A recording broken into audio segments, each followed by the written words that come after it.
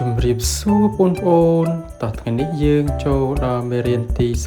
30រៀនអំពីព្យញ្ជនៈបូកនឹងស្រៈព្យញ្ជនៈអក្សរឡ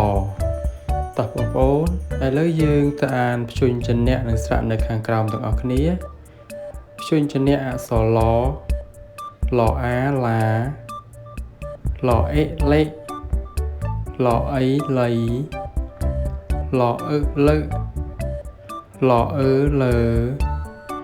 ឡអ៊ុឡូឡអូឡូឡអ៊ូលួឡអើឡាឡអឺលឺឡអ៊ីលីឡអេលេឡអែឡែឡអៃឡៃឡអោឡោឡអៅឡៅឡអ៊ំលំឡអំឡំ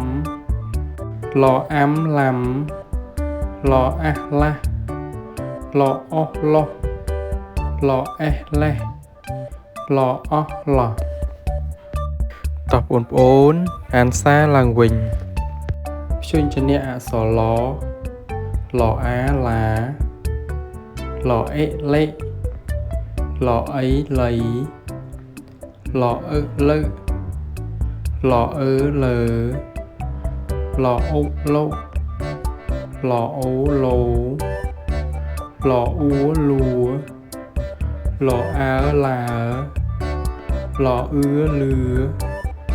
ឡអ៊ីលីឡអេលេឡអែឡែឡអៃឡៃឡអោឡោឡអៅឡៅឡអ៊ំលំឡអំឡំឡអាំឡាំឡអាស់ឡាស់ឡអោះឡោះឡអេះលេះឡអោះឡោះ